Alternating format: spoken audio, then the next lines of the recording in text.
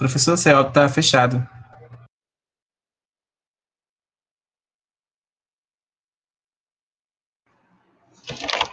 Também não estou ouvindo, não. Tá mudo.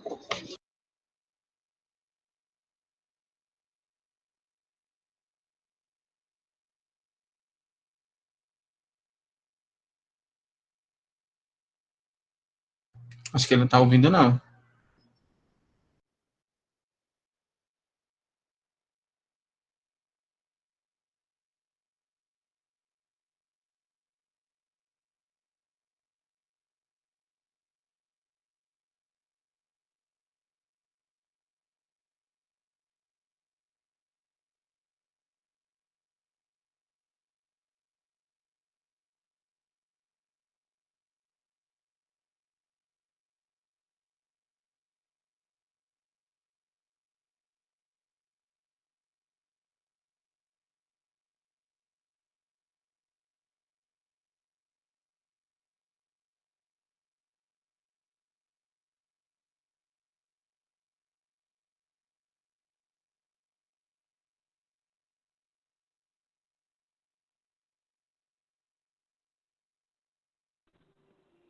Hoje a aula vai ser diferente, vai ser em mímica.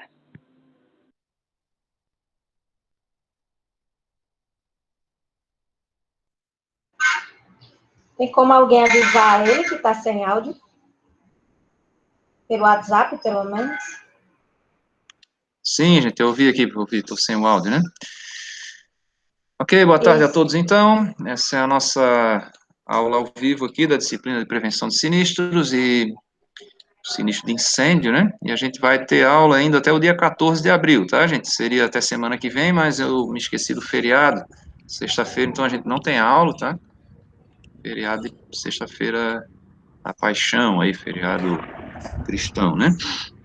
E, de qualquer forma, é um feriado nacional, para quem não é cristão também é feriado.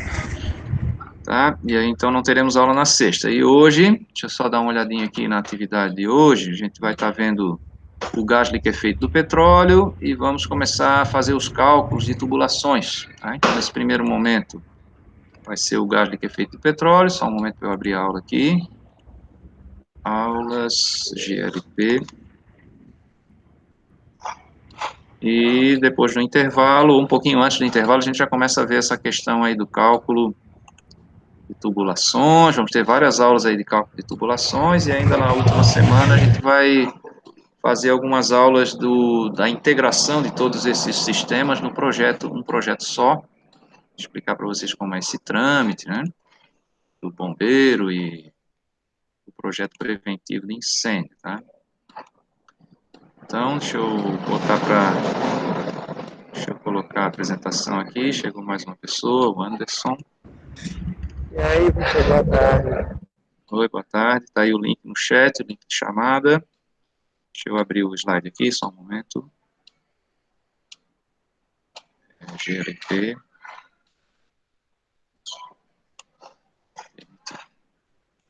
Vou esperar aparecer para vocês aí.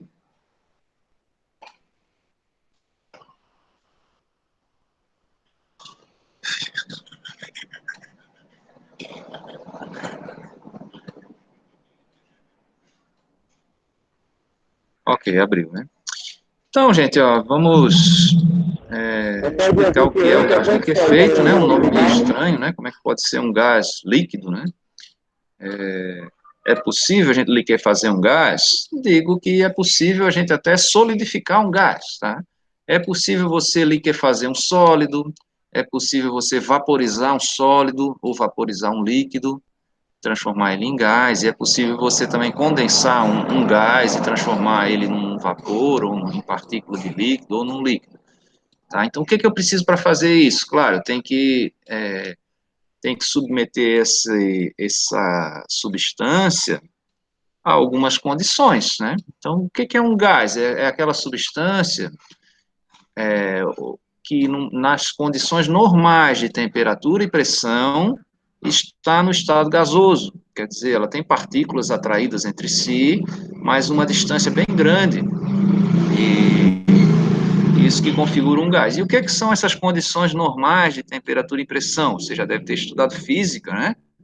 E sempre se descreve a CNTP como 25 graus Celsius e uma atmosfera. Claro que essas condições normais de temperatura e pressão são as condições do nosso planeta, né? Mas eu consigo ter condições aqui no nosso planeta que não sejam essas normais. Por exemplo, no interior de um cilindro, eu posso ter um gás com uma pressão maior do que a atmosférica, né? E também no interior de um cilindro, eu consigo diminuir a pressão, fazer uma pressão menor do que a pressão atmosférica. Não entenda aí como uma pressão negativa, né? O que existe é pressão zero, ausência de pressão, tá? Depois a gente vê, Anderson, ali está vendo as faltas, né? Depois a gente vai fazer o tribunal de pequenas causas aqui para tirar as injustiças, né? A gente já vai vendo aí, eu já lancei algumas notas no SWAP, já avisar para vocês que está em aberto ainda, né? Mas a gente vai corrigindo, a gente pode ir conversando ali no Zap, ali vendo cada caso, né? 42, professor, tá Vamos errado esse negócio consertando, aí. tá? Então, veja, esse gás, ele é liquefeito porque para ser transportado, para facilitar o armazenamento e, consequentemente, o transporte, né, eu vou colocar ele sob pressão, e sob pressão esse gás vai liquefazer. À medida que a gente vai diminuindo a pressão, ele vai vaporizando, né, e virando gás novamente. E para que eu preciso disso? Normalmente para queimar, tá? Então, esse gás GLP aí, ele não é o gás natural, tá? O que a gente chama de gás natural é aquele gás que a gente encontra livre na natureza, né? Não é obtido através de refino, tá? E esse é o gás metano, também conhecido como gás dos pântanos, o CH4. Então, esse é o gás natural, a gente às vezes chama até de GNV, gás natural veicular, né? Ele é extraído in natura, de dentro de um poço, ou também é possível obter ele por decomposição de matéria orgânica, né?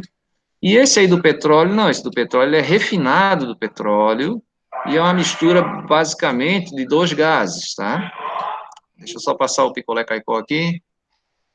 Enquanto ele passa, deixa eu só pegar uma aguinha aqui.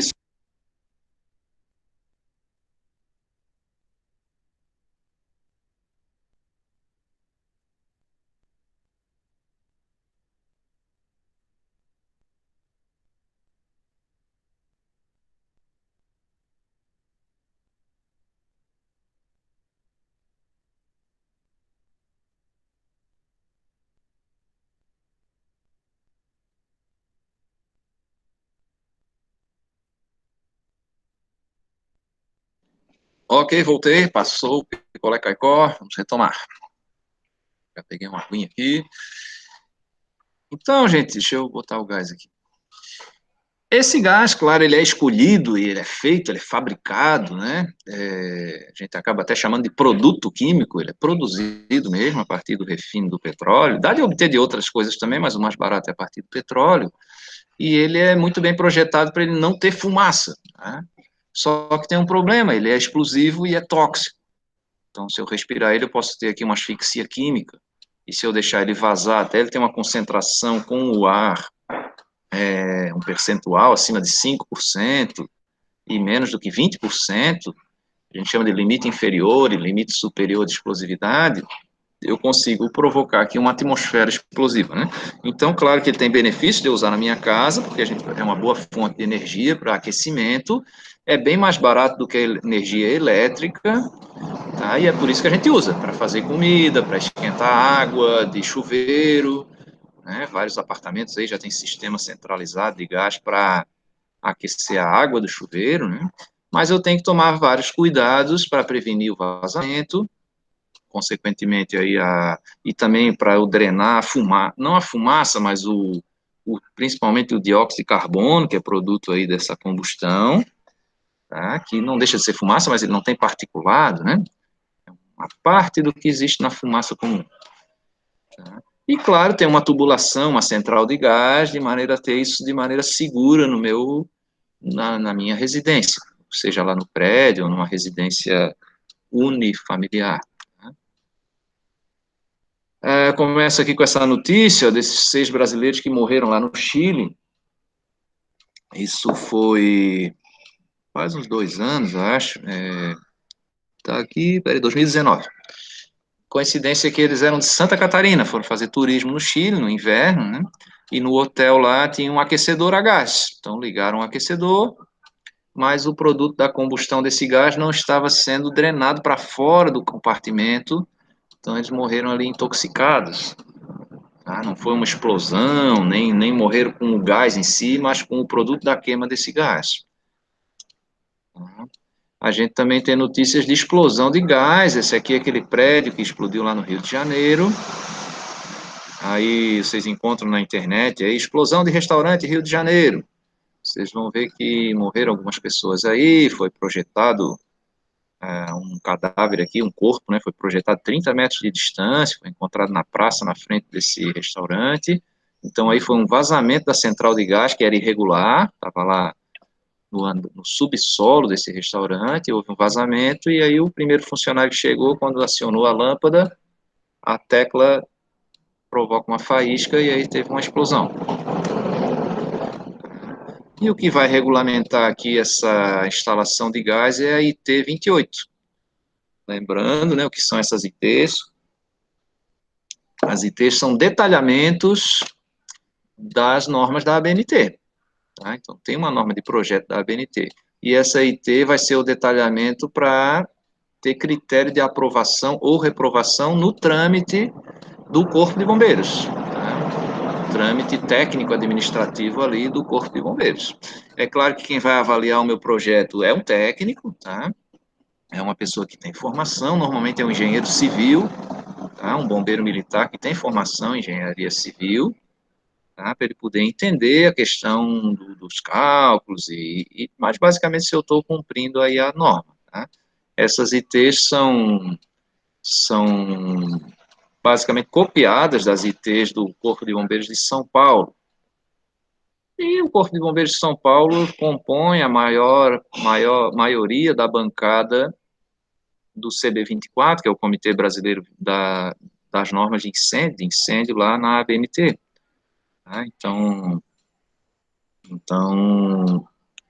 não é ruim estar copiando uma norma de São Paulo, não, porque São Paulo é uma cidade bem complexa, né, de prédios elevados, já tivemos grandes tragédias lá, tem um histórico técnico muito bom, né, e aí a gente pode estar aproveitando essas normas aqui no estado. Lembrando que as normas de incêndio, elas são um pouco diferentes em cada estado, porque é uma lei, ela é regulamentada por uma lei estadual. Tá? Então, onde você for Tec-Segurança, aí se você for para Paraíba, né, ali para Pernambuco, lá para Florianópolis, para Santa Catarina, você vai ter que seguir o regulamento daquele estado, né? Mas é muito parecido, porque todos são baseados na ABNT. Então, a diferença do GLP para o gás natural é que o GLP é butano mais propano, e ele tem o que a gente chama de poder calorífico, de 14.375 quilocalorias por metro cúbico. Isso é muita energia, tá? É muita energia. Não sei se vocês viram aí na internet uma pessoa tentando improvisar lá um gás partindo da gasolina, né? Uma garrafinha PET, 2 litros de gasolina, e aí pega fogo na cozinha lá, vaza gasolina, né? E dá uma chama muito grande, porque eu tenho uma energia química muito grande ali, concentrada ali na gasolina. E no gás também, né? Então, é claro que eu não vou estar usando esse 1 metro cúbico para fritar um ovo na minha frigideira, né? A gente usa bem menos, né? Então, claro, à medida da quantidade de energia que eu vá precisar, eu vou aumentar a vazão ali, o tamanho do meu queimador, regular a vazão, se é fogo alto, fogo baixo. Normalmente a gente tem, os fogões antigos tinham só 2 posições, né? Posições, fogo alto ou fogo baixo.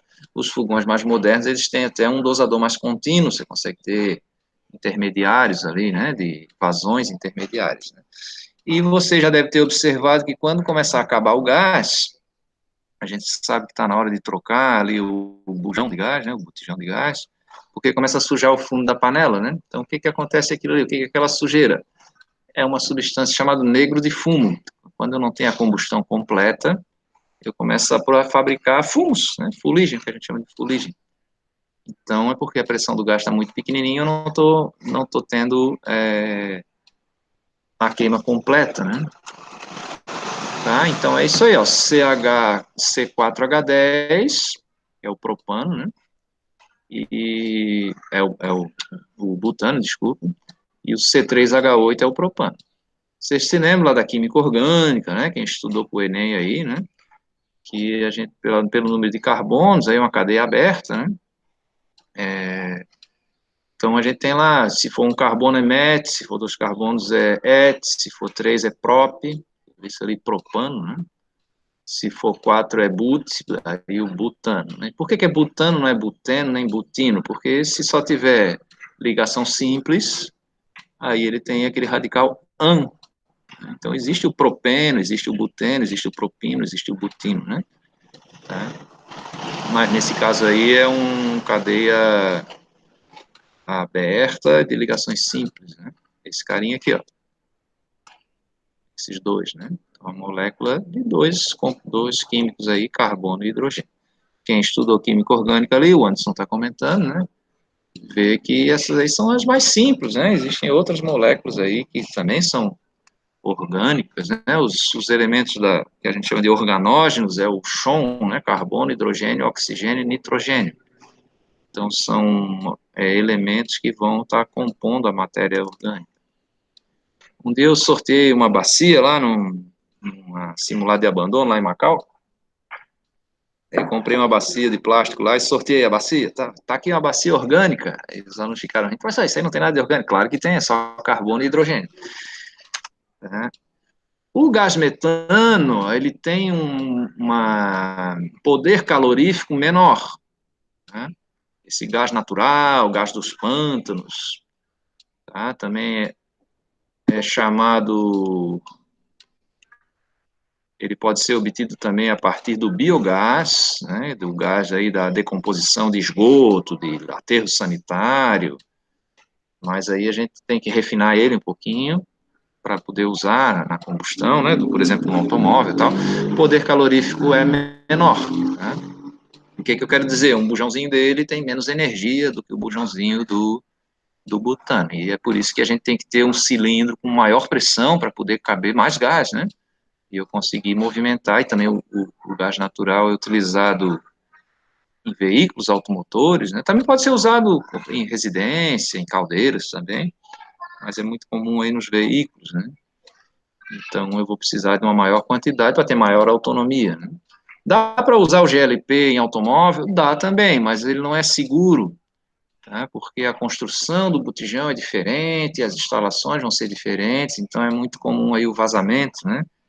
E como ele tem um poder calorífico maior, eu consigo até com menos quantidade movimentar o veículo numa quilometragem maior, né? Mas ele não é seguro, tá? Então ele não foi regulamentado para uso em veículos, porque temos também a construção aí do veículo. E ele também é mais caro para obter, tá? Ele também é subsidiado, já é caro para a gente usar em casa, né?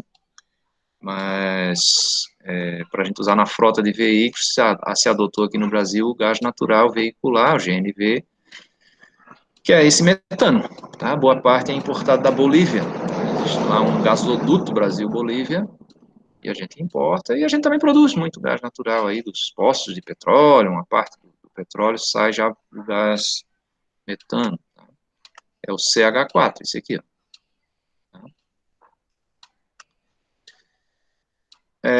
Para esses gases, eles não têm cheiro, tá? Então, como dispositivo de segurança, a gente usa essa substância aí, que é o etanodiol, tá? Também apelidado de mercaptana. É o cheiro do gambá, tá? O gambá produz essa essência aí, numa glândula, né? De maneira natural, ele usa para se defender, né? E aqui a gente usa para alertar o vazamento, tá? Para evitar os dois problemas, a intoxicação e a explosão. Então, tem aí um aditivo, que é vamos entender assim, como um artifício de segurança. Mercaptana. Então, vamos aqui para as características do GLP, que é o alvo aqui do nosso projeto, né?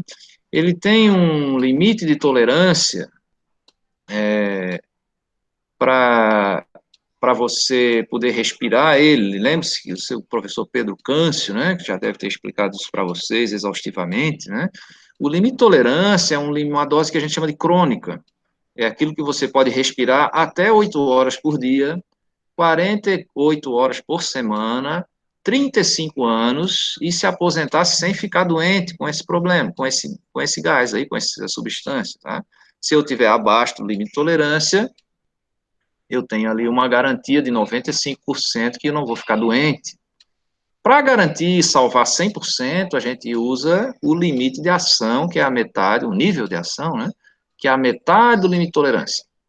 Então, sempre que passa ali da metade do limite de tolerância, a gente já começa a usar respirador, começa a ter sistemas de ventilação, troca lá a substância, diminui o tempo de exposição, né? Então, o que eu quero dizer? O limite de tolerância é para a morte lenta. Se eu estou acima, levemente acima do limite de tolerância, eu vou morrer daqui a um tempo. Tá? Agora, eu tenho uma concentração letal, né, que eu morro hoje. Tá? E essa concentração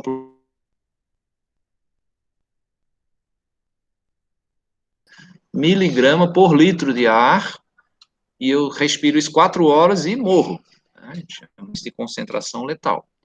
Quanto menor for a concentração letal, mais venenoso, né, mais tóxico é o gás. Tá? E daí o problema, eu posso morrer da explosão e posso morrer também intoxicado com asfixia química. Ele tem a densidade maior do que a densidade do ar, então quando ele vaza, ele vai descer, vai ficar rente ao solo. Se tiver ali uma tubulação, ele vai se infiltrar nessa tubulação, por exemplo, um ralo, uma tubulação de esgoto, ele vai se infiltrar nessa tubulação. Ele não tem cheiro, mas a gente viu no slide anterior que com a mercaptana lá a gente consegue botar um cheiro. Né? Ele pesa 2,5 quilos por metro cúbico. O ar pesa 1,24 quilos por metro cúbico. Se não me engano, é 1,24, 1,25. Então, ele é mais pesado do que o ar, né? Tá ali o ar, né? 1,27 o ar, né? Quilos por metro cúbico. E para o problema do cheiro, a gente mete ali a mercaptana, o marcador de vazamento, né?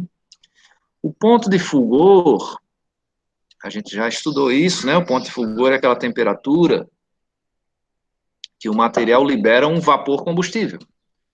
Então, como esse gás já é gás, né? A gente tem ali menos 60 graus Celsius por butano e menos 104 por propano. Como é uma mistura, né? Ele vai ter um ponto de fulgor intermediário aí entre 60 e 140, depende da proporção, né? Explosividade, um limite inferior de explosividade de 1,8% e 9,5% como superior. Então, de concentração no ar, tá? Aquele outro limite que eu falei para vocês é do gás natural. De 5 até, se eu não me engano, é de 5 até 12, ou de 5 até 15%. Então, esse aí, se eu tiver abaixo de 1,8%, não explode. Se eu tiver acima de 9,5%, também não explode. Mas tem o problema da intoxicação, né? Tá? Como é aqui o botijão, né? Quem teve essa ideia de se usar esse gás como para uso doméstico e transportar ele em botijão? Nos locais mais desenvolvidos, a gente tem lá uma rede de gás, né, e você compra esse gás diretamente da tubulação. Né, ou se você tem um local, por exemplo, um condomínio, onde você tem várias pessoas, eu não vou poder usar esse botijão, porque eu vou ter em cada apartamento uma parte do estoque de gás, e isso não é bom para o incêndio e também para o vazamento, né? Você teria que arrombar o apartamento para poder fechar lá, ou retirar um bujão desse que estivesse vazando. Então, se usa lá uma central de gás. Aí se usa um bujão, aí, um cilindro diferente desse aí. Esse aí é para o consumo doméstico, é o que a gente chama de P13. Tá? Um cilindro de gás de 13 quilos. Tá? Então, como funciona? Ele tem ali mais ou menos, quando vem cheio, né, 85% do volume ele está líquido e 15% gasoso. À medida que eu vou consumindo, a pressão vai diminuindo ali dentro, né, e ele vai vaporizando mais o gás o líquido, né, vai virando gás, até que chega um limite que ele não seca, né, mas não chega a secar completamente, mas ele não vai ficar mais adequado para queima lá no nosso queimador, que é o fogão, né. Na saída dele ali, eu tenho uma válvula com um obturador, com mola, você dá para ver nesse corte ali, que vai impedir que ele vaze, né? Quando eu instalo a minha válvula reguladora de pressão, eu vou empurrar esse obturador para baixo ali, o gás vai sair pela minha válvula, e aí na própria válvula a gente tem que ter um seccionador, uma válvulazinha de esfera, para, se for necessário fechar o gás, acontecer isso. Esse outro parafuso ali, que a gente tem no lado direito, superior, a gente chama de plug fusível, é um dispositivo de segurança, tá?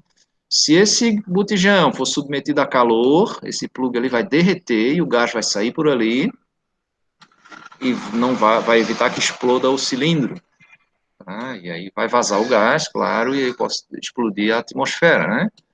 Então, se estiver no meio de um incêndio, vai sair ali tipo um maçarico ali de dentro, né? Ah, tem possibilidade da chama entrar no botijão, explodir esse botijão aí, a chama lá dentro? Não, porque não tem oxigênio lá dentro, tá? Uma, não vou ter ali dentro uma atmosfera explosiva, tá? Porque eu preciso do oxigênio. Então, é seguro, mas ele tem falhas, né? Posso ter falhas, principalmente vazamento. Desde 1919, a gente usa esse modelo aí de cilindro. Ele tem uma proteção em cima para transporte, com alças, e também proteção da válvula, e uma proteção embaixo para impacto, para você também poder armazenar e evitar que oxide a parte estrutural do cilindro. Tem um pezinho ali soldado, né? Em cima também tem a proteção da válvula. E para as instalações, eu tenho que ter algum cuidado. Quando você compra o seu fogão, você tem que observar onde é a entrada do gás no fogão. Nesse caso aí, do lado esquerdo, né? Quando a gente está de frente do fogão, está no lado esquerdo. Então, se eu for colocar o botijão de gás no lado direito, a mangueira vai passar por trás do forno. Isso é um problema, porque o calor, quando você estiver fazendo uma pizza ali, o calor do fogo vai atacar, do forno, vai atacar a mangueira.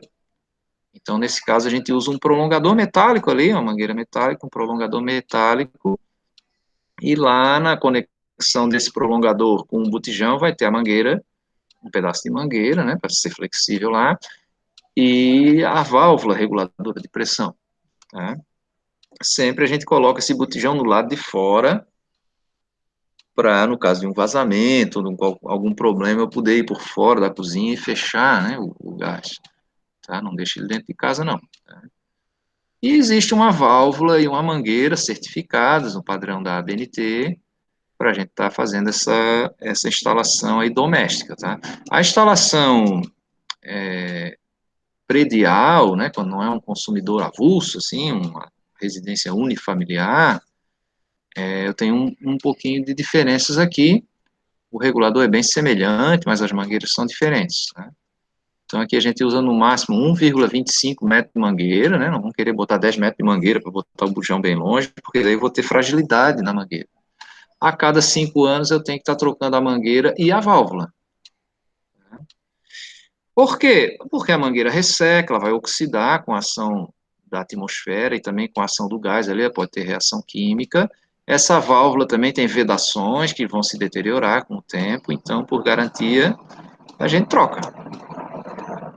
E eu sempre tenho que fazer, quando troco o botijão aqui, quando instalo o meu fogão, fazer um teste de vedação, né? E a gente faz isso com espuma de sabão, detergente líquido numa esponjinha ali, numa bucha de lavar louça ali, você põe lá e consegue ver se está saindo ali as bolinhas de gás, né?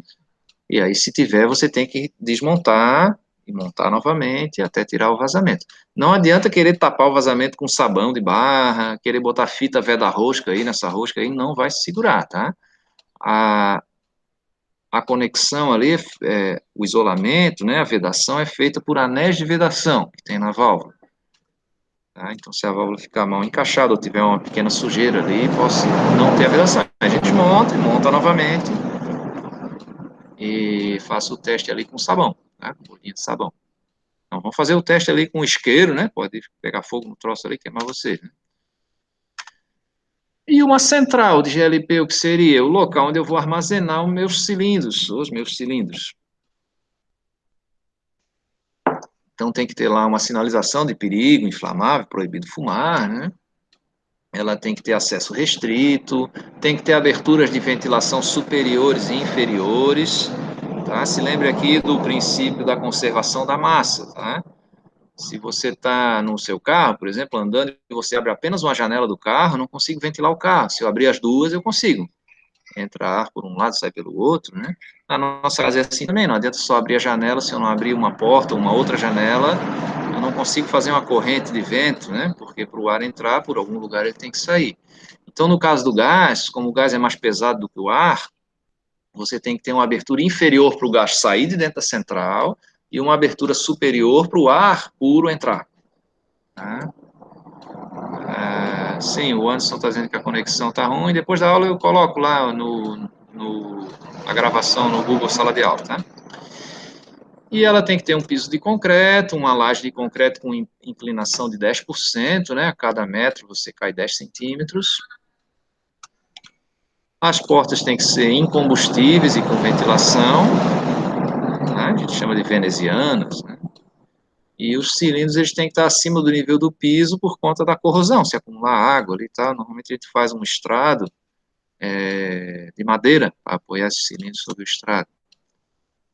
E a gente tem algumas distâncias de segurança dessa central, de maneira que permita a circulação do ar, e tem esses distanciamentos, ó, 1,5 metro de ralos, para se o gás vazar não se acumular dentro da tubulação de esgoto, 3 metros de fontes de ignição, 6 metros de entradas de ar-condicionados, postos de ventilação, né, porque para não contaminar esses ambientes e provocar lá uma atmosfera explosiva, né, desde que, claro, essas entradas de ar estejam abaixo da altura da válvula dos cilindros, né, porque a gente já falou que o gás é mais pesado do que o ar, então tem que cuidar com essas entradas de ar, se for rente ao piso ou se estiverem um pouco abaixo da altura da válvula do cilindro, né. Aqui repetiu, né? 3 metros de entrada, cuja entrada... Sim, se tiver acima, se essas entradas estiverem acima, aí eu posso estar um pouco mais próximo, tá? 3 metros. E se tiverem abaixo, tem que ter 6 metros, porque o gás é mais pesado do que o ar. Para instalar esses cilindros, a gente usa sempre uma dupla bateria, tá? E o que faz a conexão da rede de gás com os cilindros é uma estrutura chamada tedrolete. É uma estrutura com T's que vão ter várias saídas. Em cada saída dessa eu tenho um rabo de porco ali, pigtail, né, um rabo de porco, que é uma mangueira flexível, tá, para eu poder fazer essa conexão com o cilindro, da estrutura rígida da tubulação com o cilindro. Tá. Sempre 2 baterias, cada bateria vai ter uma válvula de fecho rápido, para quando acabar uma bateria eu fecho aquela bateria e abro a reserva para poder fazer manutenção, trocar essa bateria ou recarregar essa bateria no local. E eu tenho que ter um conjunto de controle de manobra que nada mais é do que uma válvula de emergência, onde eu fecho tudo. Também vou ter uma válvula de primeiro estágio na central, que vai reduzir a pressão um pouco abaixo da pressão interna do cilindro, e uma válvula lá no ponto de consumo, a válvula de segundo estágio, que vai reduzir agora sim para a pressão de consumo, aquela pressão para a qual o meu fogão, o meu aparelho queimador, não, nem sempre é um fogão, esse aparelho queimador pode ser também um junker para aquecer a água do chuveiro, por exemplo, pode ser um aquecedor de ar, né, onde eu possa queimar para aquecer o ar. Só um pouquinho.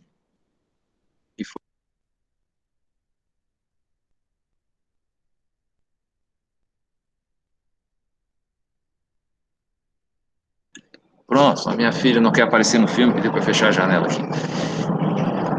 Ok, essa válvula segundo estágio, então, vai ter uma válvulazinha para cada apartamento. Assim. Na instalação doméstica, a gente só tem essa válvula de segundo estágio, que vai funcionar como primeiro estágio também. E também o botijão doméstico, né, ele já tem uma pressão bem mais baixa do que um cilindro para uma central de gás. E lá no ponto de consumo, eu tenho ainda que ter uma válvula de fecho rápido dentro da cozinha, né, Então, como funciona? Não sei se no celular vocês vão conseguir ver direitinho aí, mas eu tenho ali as duas baterias, ó. Esse número 1 ali é o pigtail ali, o rabo de porco. O número 2 é a válvula de manobra, para eu poder abrir uma bateria ou outra, né? O 3 também, ó. O 3 já, desculpa, o 2 ali tem duas válvulas, uma para cada bateria, né? E o 3 é a válvula de controle de manobra ali, tá? E eu tenho também aquela válvula 3 é a de primeiro estágio e a 4 é a de controle de emergência, onde eu vou fechar essa válvula de primeiro estágio. E lá o número 5 é no andar do apartamento, eu vou ter a válvula de segundo estágio, uma para cada apartamento. Você põe até uma etiquetinha lá com um número, tem também um medidor de vazão lá, e o zelador vai lá ler quantos quilos de gás cada apartamento consumiu para vir na conta do condomínio proporcional ao seu consumo. Tá? Então, no caso da instalação dentro do apartamento, né, se vier por tubulação, essa tubulação vem embutida na laje, e eu tenho lá um pontozinho de consumo ali, uma válvula no ponto de consumo, e aí tem ali, nesse caso aí um cooktop, né, essa válvula de fecho é uma mangueira, nesse caso é uma mangueira com malha metálica, tá? Ela é polimérica por dentro, mas ela tem uma malha metálica por fora, para segurar a pressão, e tem aí essas conexões. É claro que para instalar isso tem que ter alguém qualificado aí para fazer a instalação e garantir que não vai ter vazamento, né? Essa válvulazinha aqui de fecho rápido do ponto de consumo. Aqui alguns prolongadores, a gente evita, se for o uso doméstico, a gente evita passar a mangueira por dentro da parede, tá? Então se usa um prolongador metálico aqui, e aí tem a válvula dentro de casa ali para você ligar e desligar, e o bujãozinho está lá na rua. Aí eu vou botar uma mangueira dentro e uma mangueira fora. Se lembra daquele detalhe da mangueira não passar por trás do forno. Então, na hora de comprar o seu fogão, já escolha lá a lado que essa mangueira vai sair, ou use um prolongador metálico que passe por trás do forno, para que a mangueira não fique atrás do forno. Aqui a saída da central, então dá para ver essas válvulas azuis ali, são as válvulas de manobra para eu estar com uma bateria ou outra, né? Quando ela está assim perpendicular é porque está fechada, quando ela está paralela é porque está aberta. Então, nesse caso, estou usando a bateria da direita e a outra bateria é a bateria reserva, né? Quando acabar, eu fecho e troco, chamo lá o caminhão para trocar os cilindros que estão vazios e vou e abro o outro lado, né? Para o consumo continuar. E aqui é no andar, você tem ali as válvulas de segundo estágio, uma para cada apartamento. A parte de cima é a que vem da central, né? Aí tem uma válvula, e a parte de baixo ali é um medidor de vazão, de consumo. E aí vai um tubinho para cada apartamento. Tem o númerozinho do apartamento, normalmente ali está escrito ali 202, 204, 304 ali, né? O número do apartamento. Esse aqui é lá na praça de alimentação do Shopping Midway. Tem um corredor secreto ali por trás da praça de alimentação. E no dia que eu fui visitar lá, tirei essa foto. Então, cada loja tem lá o seu medidor de consumo. E para se ter o controle lá, o shopping, vocês sabem que também é um condomínio, né? Um condomínio comercial. E aí cada lojista paga o seu consumo separado, né?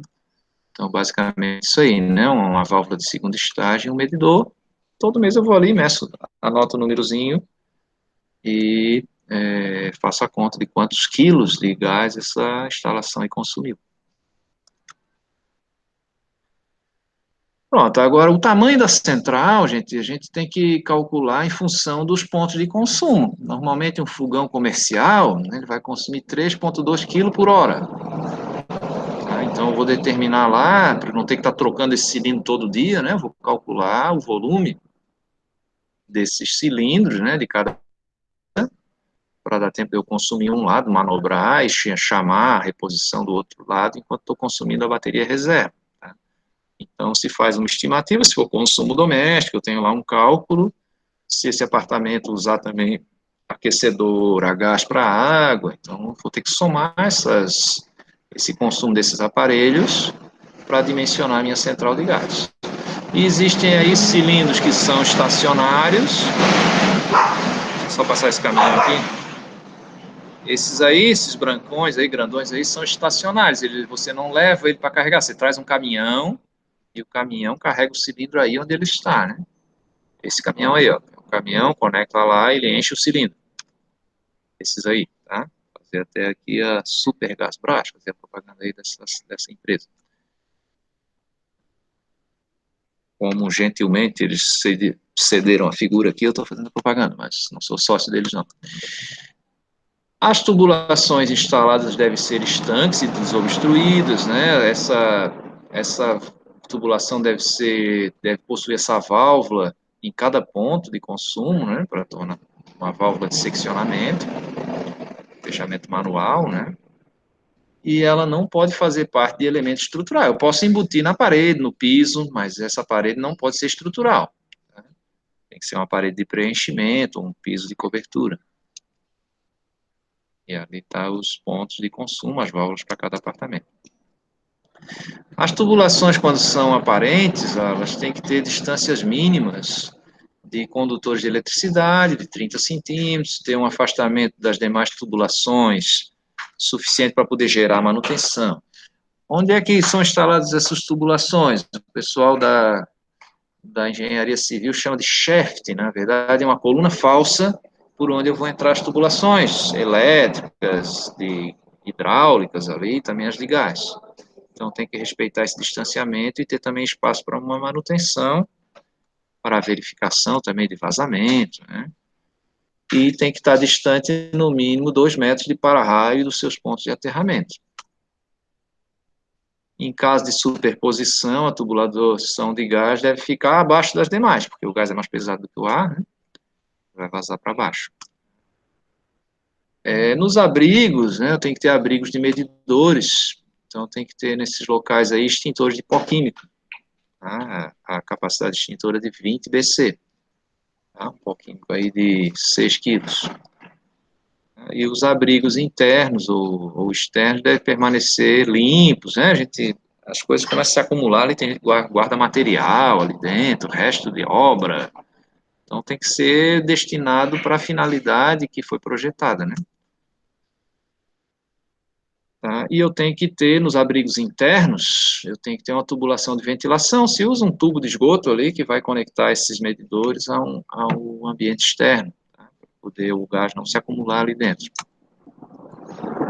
Então são armários onde eu vou estar instalando. Esse é um detector de gás, semelhante ao que a gente usa lá nos espaços confinados, né? Só que esse detecta só o gás ali que é feito do petróleo, butano e propano, né? Então é comum você ter alguém inspecionando isso num shopping center lá, normalmente é o bombeiro civil, né, num condomínio você contrata uma empresa que possa vir fazer essa vistoria e começa a procurar vazamentos. Isso aí é um nariz eletrônico, né, vazamentos de gás. Lembrando que quem faz projeto de tubulação não é o técnico de segurança do trabalho, tá? Vai ser o engenheiro mecânico. Tá? Existe uma briga antiga lá no CREA entre a engenharia civil e a engenharia mecânica, porque tem lá uma resolução de 1930, se eu não me engano, que diz que se for prédio, o engenheiro civil pode tudo, mas isso é atribuição do engenheiro mecânico, tá? Existe sempre esse questionamento lá, porque na engenharia civil se estuda também tubulações, é claro, mas fica essa coisa de atribuição do conselho, tá? Do conselho. Então, o que eu quero dizer isso para vocês, como técnico de segurança, a gente vai vistoriar, fazer a inspeção, ver se está tudo conforme a norma, a gente vai orientar ali o nosso patrão a submeter esse projeto ao Corpo de Bombeiros. O Corpo de Bombeiros é que vai estar pedindo essa anotação de responsabilidade técnica, né, desses profissionais habilitados, legalmente habilitados. Tá? E você pode trabalhar, sim, já falei isso, né, como projeto de incêndio, mas fazendo parte aí de uma equipe, né, Às vezes é um projeto mais simplificado, que não precisa de todo esse detalhamento de cálculo e tal, porque não vai ter tubulações, não vai ter para-raio, então é uma questão mais burocrática e de eu atestar que eu tenho os equipamentos, né, e aí também é um mercado aí para o técnico de segurança, tá? Ok, vamos para o intervalo então. Alguma dúvida aí de gás de cozinha? Então, vou parar o filme. Intervalo 15 minutos. Voltaremos às 15 horas. 15h05, tá? 15h05. Ah, eu comi 5 minutos aí do intervalo de vocês. Voltaremos às 15h05. Ok, vou parar a gravação. Até já.